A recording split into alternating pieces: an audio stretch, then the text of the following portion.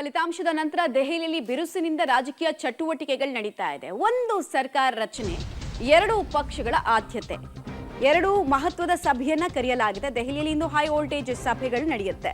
ಒಂದ್ ಕಡೆಗೆ ಪ್ರಧಾನಿ ನರೇಂದ್ರ ಮೋದಿ ಅವರು ಕೊಟ್ಟ ಮಾತನ್ನ ಈಡೇರಿಸುವಂತಹ ಭರವಸೆಯನ್ನ ಕೊಡ್ತಾ ಇದ್ದಾರೆ.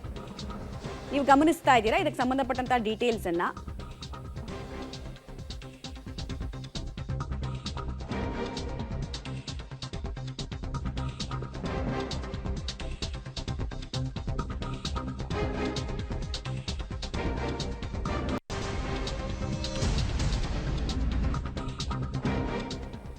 ಒಂದು ಸರ್ಕಾರ ರಚನೆಗೆ ಎರಡು ಮಹತ್ವದ ಸಭೆ, ಈಗಷ್ಟೇ ಅದನ್ನು ಉಲ್ಲೇಖಿಸ್ತಾ ಇದೆ. ದೆಹಲಿಯಲ್ಲಿ ಇಂದು ಹೈ ವೋಲ್ಟೇಜ್ ಸಭೆಗಳು ನಡೀಲಿಕ್ಕಿದೆ.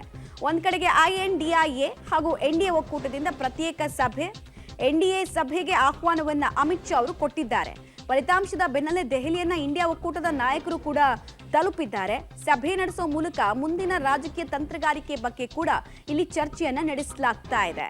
ಅಧಿಕಾರಕ್ಕೆ ಏರುವಂತಹ ಕನಸು ಎರಡೂ ಮಿತ್ರ ಪಕ್ಷಗಳಿಗೆ ಇದ್ದಿದ್ದನ್ನು ಸ್ಪಷ್ಟ ಆಗ್ತಾ ಇದೆ. ಅದರಲ್ಲಿ ಒಬ್ಬರಿಗೆ ಹಾದಿ ಸುಗಮ ಆಗಿದೆ ಮೇಲ್ನೋಟಕ್ಕೆ, ಕಾರಣ ಅವ್ರ ಹತ್ರ ಸ್ಪಷ್ಟ ಜನಾದೇಶದ ನಂಬರ್ ಇದೆ, ಸಂಖ್ಯೆ ಇದೆ. ಬಟ್ ಆದ್ರೂ ಹೇಗಾದ್ರೂ ಮಾಡಿ ರಿವರ್ಕಿಂಗ್ ಆಫ್ ಅಲಯನ್ಸ್ ಸಾಧ್ಯ ಇದೆಯಾ? ಈ ಸಂದರ್ಭದಲ್ಲಿ NDA ಮಿತ್ರಕೂಟದಲ್ಲಿ ಗುರುತಿಸ್ಕೊಂಡಿರೋರನ್ನ ಸೆಳೆಯೋದಕ್ಕೆ ಸಾಧ್ಯ ಇದೆಯಾ ಅನ್ನೋದನ್ನ ಇಂಡಿಯಾ ಒಕ್ಕೂಟದ ನಾಯಕರು ನೋಡ್ತಾ ಇದ್ದಾರೆ. ನಿನ್ನೆ ಮಧ್ಯಾಹ್ನದಿಂದ ಅಂದ್ರೆ 1 ಗಂಟೆ 1:30ಇಂದನೇ ಆ ಚಿತ್ರಣ ಸ್ಪಷ್ಟ ಆಗ್ತಾ ಇತ್ತು.